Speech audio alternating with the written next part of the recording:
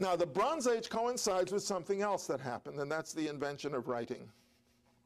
Writing was invented first by the Sumerians.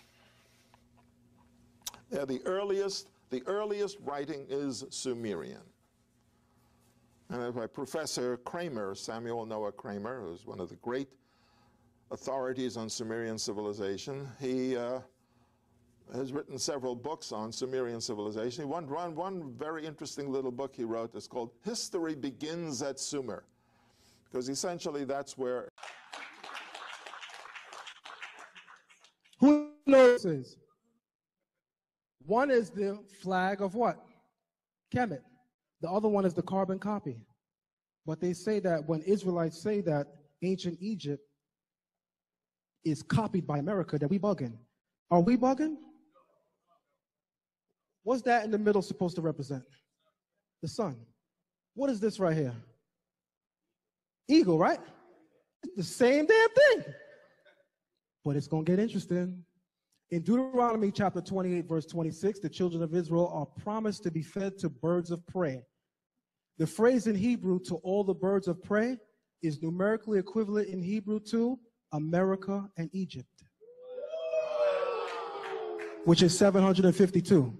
Your feet shall find no rest is numerically equivalent to African American.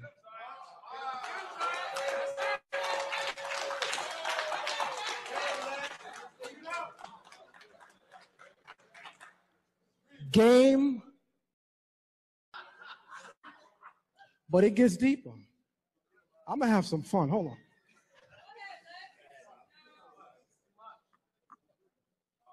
What's the first slave ship? Why did the Creator say that we will be placed on ships in Deuteronomy chapter 28, verse 68? Because we didn't keep what? All the laws of the Torah. My Israelites, how many laws in the Torah? So the word for the good ship Jesus in Hebrew is Sefina Tova Yeshua, and it's numerically equivalent to 613. Is that a coincidence? Hell no. Let's move on. So here we go. In the book of Deuteronomy chapter 28, verse 49, it says this. The Creator will cause what? A nation who is eagle flies to come and do what? Y'all familiar with Deuteronomy 28, 49? I don't really got to quote it, right? I want you to understand this. The verse where it says, a nation whose language you will not understand is numerically equivalent in Hebrew to 1227. In Hebrew, that is numerically equivalent to Sakar, Avadim, Hatrans, Atlantit, the transatlantic slave trade.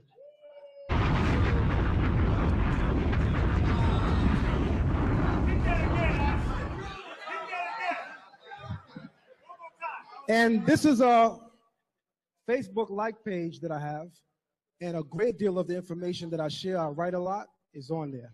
You would love that page, by the way. So again, because it definitely should be repeated, the transatlantic slave trade is encoded within the Torah in Deuteronomy 28:49.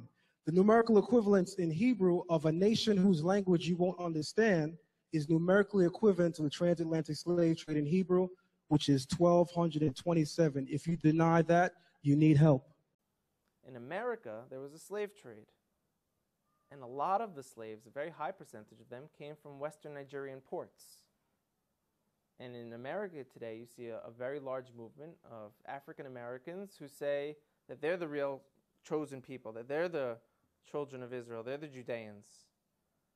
You know, so what are they just trying to create an identity for themselves because they were slaves, or is there really something here? And the answer is most likely there is something there. And most likely maybe that they were the original Israelites, and maybe that the Jewish people today who are white Caucasian people came in a little bit later on. We know that some of the greatest sages of the transmission of the Torah were converts from Rome.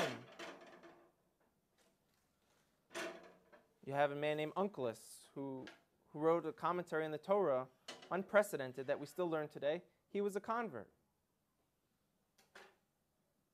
Some of the largest pillars on the transmission today were Roman converts.